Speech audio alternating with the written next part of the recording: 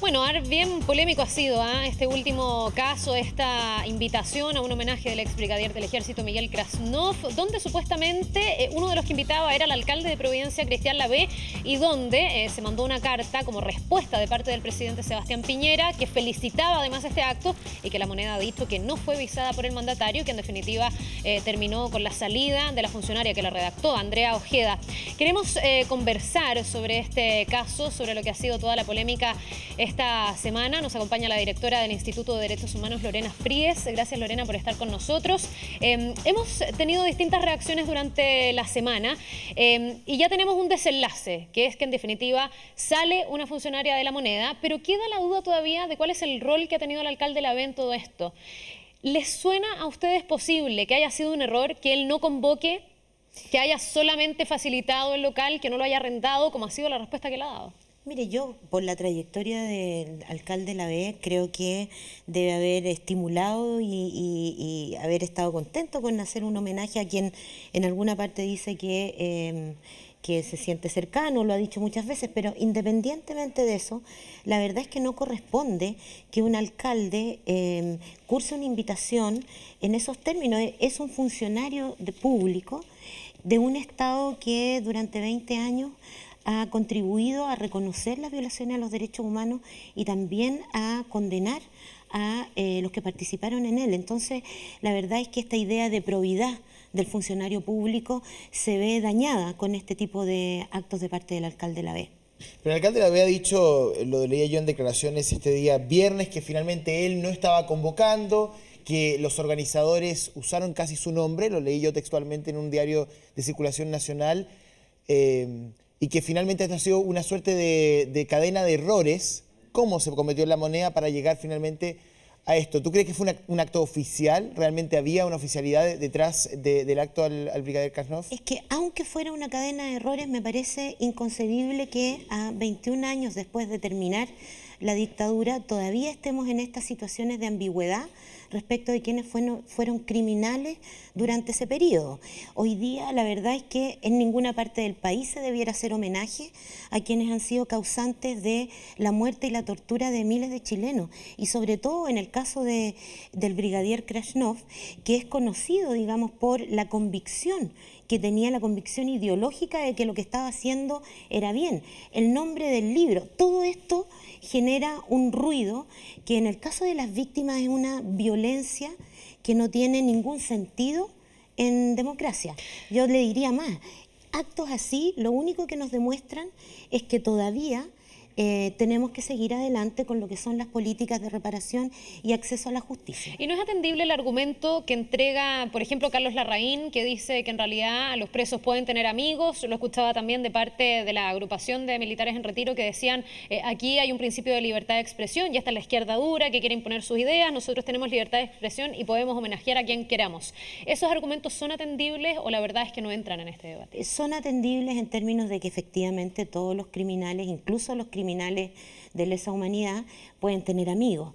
Lo que es cuestionable aquí es que una autoridad pública se vea involucrada en un homenaje a alguien que hasta el día de hoy no cree o atenta contra la convivencia democrática en estos términos. Ahora me parece que el análisis que tú haces tampoco llegó a La Moneda, porque finalmente si uno es un poco más inquieto y comienza a analizar lo que vimos esta semana, tampoco la funcionaria filtra aquello y genera una polémica que finalmente la llevó a dejar el cargo. Lo que me parece a mí es que ese análisis entonces no está solamente arraigado en la Municipalidad de Providencia, en el caso que se trate del alcalde Lavé, sino que también hay una suerte de ambigüedad desde funcionarios de La Moneda, ¿o no?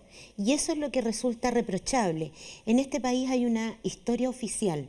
Hemos tenido por lo menos 3 comisiones de verdad donde se han reconocido a las víctimas, ¿no es cierto?, de tortura, de secuestro con resultado de muerte, de ejecuciones. Una verdad oficial que asume, por lo tanto, el Estado y que involucra a toda la sociedad chilena.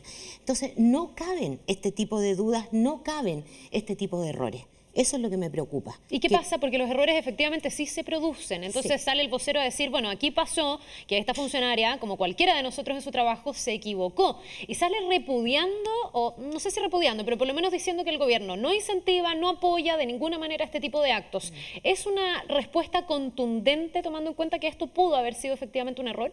¿O tampoco el error parece haberlo sido? No, yo puedo entender que sea un error, pero lo que refleja es algo más grave todavía, y es que hay sectores de la sociedad que todavía tienden a entender que aquí hay algo que celebrar con este tipo de personajes. Eso es lo que me preocupa. Y eso nos lleva a otro tema, que es cómo esta verdad oficial hace parte de toda la sociedad, o bien quedan ciertos grupos que de alguna manera siguen avalando que aquí no hubieron violaciones a los derechos humanos, grupos minoritarios, porque les recuerdo que en la mesa de diálogo, ¿no es cierto?, en las Fuerzas Armadas después incluso también plantearon que aquí se han cometido graves violaciones a los derechos humanos. Entonces, lo que me preocupa es que haya un sector de la población que todavía esto no lo ve y no lo asume. ¿Consideras que aún hay temas pendientes desde el punto de vista de la opinión pública respecto de lo que vivimos en nuestro país durante la dictadura? ¿Esto refleja que todavía hay baches de ambigüedad, como dices tú, de verdades no resueltas? Yo creo que sí. Mira, nosotros este año hicimos una encuesta nacional en todo el país, representativa, donde una de las preguntas era esta: si los chilenos y chilenas creían que en Chile se habían violado gravemente los derechos humanos durante la dictadura. Un 80% plantea que sí, pero me preocupa que un 20% no lo plantee en esos términos.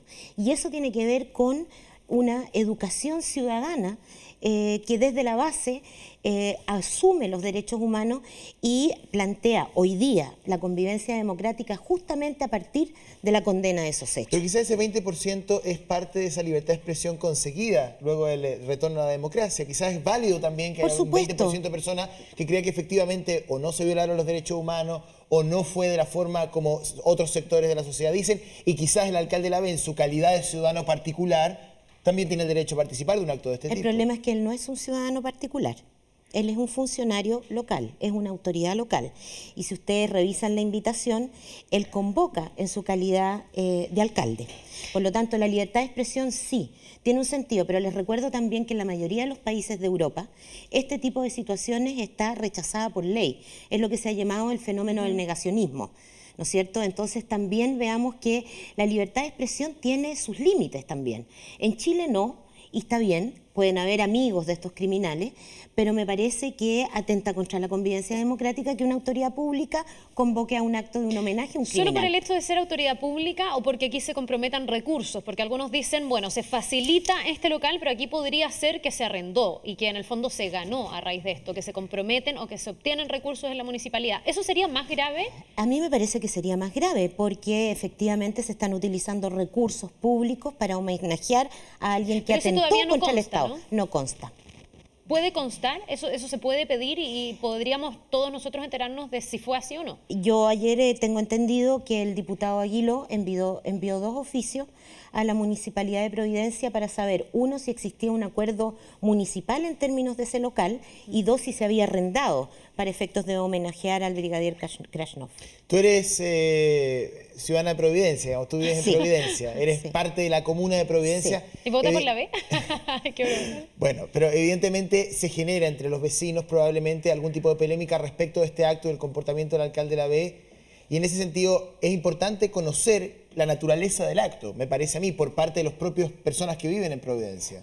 Por lo mismo, yo creo que todos los procedimientos y toda la información que se pueda obtener permite a los ciudadanos de Providencia tener todos los antecedentes a la hora de después elegir quién va a ser el alcalde de la comuna. Estamos a un año, ¿no es cierto?, de las elecciones, y así como su gestión en la comuna, este tipo de situaciones también son parte del archivo, digamos, y de los elementos que debieran formar parte para la decisión de saber por quién vota. ¿Espera que haya ahí un castigo de parte de la ciudadanía? Porque la verdad es que da la impresión de que el alcalde de la B se siente bastante blindado y que puede emitir muchas opiniones porque la gente lo sigue respaldando.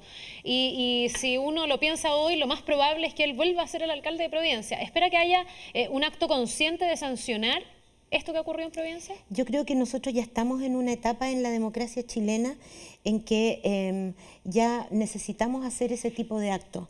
La gente que hoy día todavía manifiesta que quienes participaron como criminales en la dictadura son héroes de la patria, la verdad es que yo creo que debieran tener por lo menos un reproche moral en términos, digamos, no solo de decir como estamos conversando acá, sino que en algún punto debiera manifestarse también dentro de las opciones electorales, pero depende de cada chileno. Y desde tu punto de vista como directora del Instituto Nacional de Derechos Humanos, la evaluación que haces de este acto, ¿lo ves como un retroceso, como una derecha dura que quizás todavía cree, todavía siente, todavía respira desde un lado de la historia? Desde ese punto de vista, ¿cuáles son los desafíos que quedan para Chile en términos de derechos humanos? Y también, ¿qué caminos tiene esta derecha que quizás mira desde el otro lado de la berma lo que ha pasado en nuestro país? Bueno, yo creo que hay un tema generacional, yo creo que este tipo de actos y las personas que los fomentan van a tender a extinguirse en el tiempo. Sin embargo, yo creo que hay todavía grandes desafíos en Chile y que tienen que ver justamente con la educación. Educación en derechos humanos, que no es solo saber qué derechos tiene, sino que también desde una perspectiva histórica, cuando este país, ¿no es cierto?, fue sujeto o fue el Estado fue fue el gran actor de la violación de los derechos humanos de muchas personas. No siempre esto está llegando a la educación de niños, niñas y adolescentes, y uno esperaría que justamente a partir de ese conocimiento se valore mucho más lo que hemos conseguido en términos de democracia. En ese mismo sentido, ¿no extrañó a lo mejor una sanción pública o un llamado a que el alcalde se disculpara o algo por el estilo más enérgico de parte de la UDI? Porque hay un par de parlamentarios de la UDI que dijeron que había que pedirle explicaciones, pero otros también dijeron hay que calcular que electoralmente es una de nuestras cartas más fuertes y más seguras para las próximas elecciones. Sí, lamento, yo hubiera esperado que todos los partidos políticos, que todos cerraran fila frente a condenar esta invitación y el involucramiento del alcalde Lavé en eso. No ha sucedido, lo que muestra una vez más que todavía hay camino que recorrer en materia de derechos humanos. Y aquí déjeme decirle que en este caso hay que ponerse de parte de las víctimas. ¿Qué les parece a ustedes escuchar y saber esto a través de la televisión para los miles de chilenos que fueron sujetos de tortura de este señor Krasnov? Esto lo único que hace es reabrir el dolor, ¿no es cierto?, que han vivido estas personas durante mucho tiempo, y eso me parece que por ningún motivo debiera aceptarse en este país. Perdón, solo para finalizar, ¿y sí le parece bien que el presidente Sebastián Piñera haya escrito en su Twitter que no apoyaba por ningún motivo este homenaje y que estaba comprometido 100% en materia de derechos humanos? Me parece muy bien.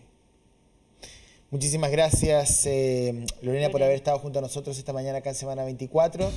Y bueno, te agradecemos porque te levantaste temprano, el esfuerzo que hacen los entrevistados, se levantan temprano, conceden parte de su mañana de sábado para que y es un tema para analizarlo profundamente y para sacar lecciones también en la casa, más allá de lo que cada uno le tocó vivir. Sí, yo creo que esto no se queda aquí, yo creo que esto va en la línea de los desafíos que todavía le quedan a Chile, en cómo convive con su historia y con quienes tienen distintas visiones sobre ella. Sí. Gracias, Lorena. Gracias a ustedes.